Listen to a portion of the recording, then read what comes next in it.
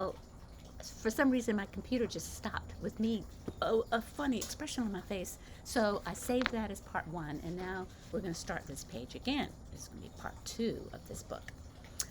Dr. Bumble came and he brought with him the specialists. You'll remember. What were their names? Dr. Grop, Dr. Sponge, Dr. Cricket, and Dr. Young.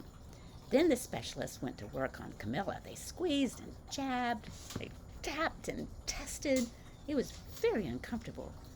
Well, it's not the mumps, concluded Dr. Grop. Or the measles, said Dr. Sponge. Definitely not chickenpox, put in Dr. Cricket. Or sunburn, said Dr. Young. Try these, said the specialist. They each handed her a bottle filled with different colored pills. Take one of each before bed, said Dr. Grop. Then they filed out the front door, followed by Dr. Bumble. So here they are. Here are the four doctors. I don't know if I would want those doctors punching and jabbing and testing me out. We'll see if their pills do any good, right? That night, Camilla took her medicine. It was awful. When she woke up the next morning, she did feel different. But when she got dressed, her clothes didn't fit right. She looked in the mirror, and there, staring back at her, was a giant, multicolored pill with her face on it. No way. Not good. She turned into a giant pill. Dr. Bumble rushed over as soon as Mrs. Cream called, but this time, instead of the specialists, he brought the experts. Dr. Gord and Mr. Mellon were the finest scientific minds in the land. Once again, Camilla was poked and prodded, looked at and listened to. The experts wrote down lots of numbers. Then they huddled together and whispered. Dr. Gord finally spoke. It might be a virus, he announced with authority. We know all about viruses now, don't we? Suddenly, fuzzy little virus balls appeared all over Camilla. Or possibly some form of bacteria, said Mr. Mellon. Out popped squiggly little bacteria tails. Or it could be a fungus, added Dr. Gord. Instantly, Camilla was covered with different colored fungus blotches. The experts looked at Camilla, then at each other. We need to go over these numbers again back at the lab, Dr. Gord explained. We'll call you when we know something. But the experts didn't have a clue, much less a cure. So here are all the viruses. One of them looks kind of like the coronavirus, doesn't it? Except it's blue rather than red. And what? Bacteria and fungus. Holy moly. Poor Camilla. By now, the TV news had found out about Camilla.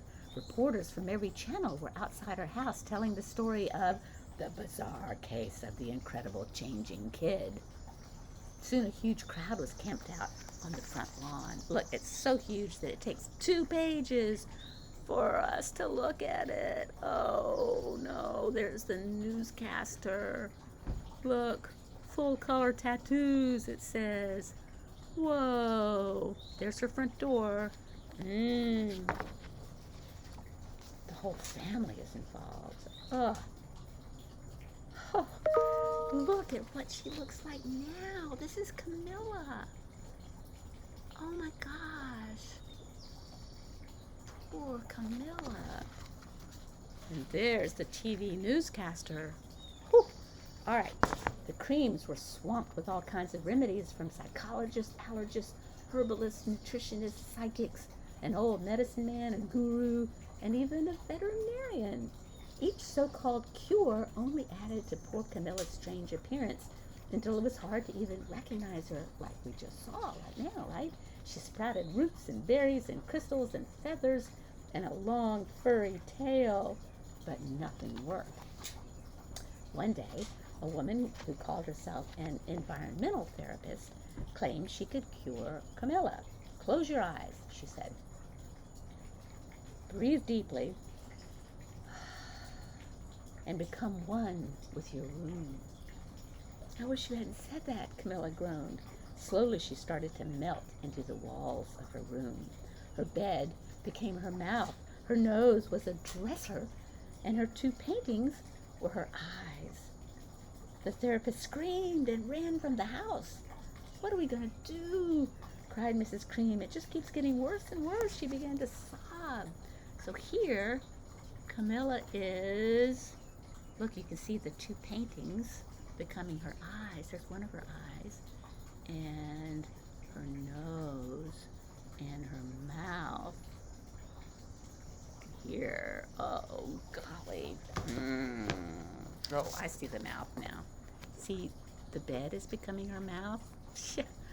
I didn't see it at first.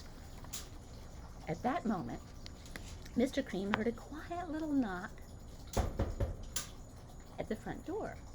He opened it, and there stood an old woman who was just as plump and sweet as a strawberry. I'd like to be just as plump and sweet as a strawberry. "Excuse me," she said brightly, "but I think I can help." Here she is. Oh, I'd like to have her as my friend. Can she help? She went into Camilla's room and looked around. "My goodness," she said with a shake of her head. "What we have here is a bad case of stripes. One of the worst I've ever seen." She pulled a container of small green beans from her bag. "Here," she said, "these might do the trick." "Are those magic beans?" asked Mrs. Cream. "Oh, my, no," replied the kind old woman. "There's no such thing. These are just plain old lima beans." "I bet you'd like some, wouldn't you?" she asked Camilla. Camilla wanted a big, heaping plateful of lima beans more than just about anything, but she was still kind of afraid to admit it. "Yuck," she said. "No one likes lima beans, especially me." "Oh, dear," the old woman said sadly. "I guess I was wrong about you." She put the beans back in her bag and started toward the door. Camilla watched the old woman walk away. Those beans would taste so good, and being laughed at for eating them was nothing compared to what she'd been going through. She finally couldn't stand it. "Wait," she cried. "The truth is, I really love lima beans." "I thought so," the old woman said with a smile. She took a handful of beans and popped them into Camilla's mouth. Said Camilla. Look, Camilla's still looking kind of funny, looking like a room, so the old woman was able to pop them into the big bed mouth. There's a lot of room for lima beans in that bed mouth. Suddenly, the branches, feathers, and squiggly tails began to disappear. Then the whole room swirled around. When it stopped, there stood Camilla, and everything was back to normal. "I'm cured," she shouted. "Yes," said the old woman. "I knew the real you was in there somewhere." She patted Camilla on the head. Then she went outside and vanished into the crowd. Here's Camilla. Ah, looking so happy and healthy. Afterward, Camilla wasn't quite the same.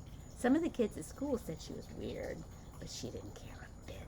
She ate all the lima beans she wanted, and she never even had a touch of stripes again. Because she just was herself. She just was happy to be herself. Yay! That was a good book in 2 parts. Bye-bye. I love you.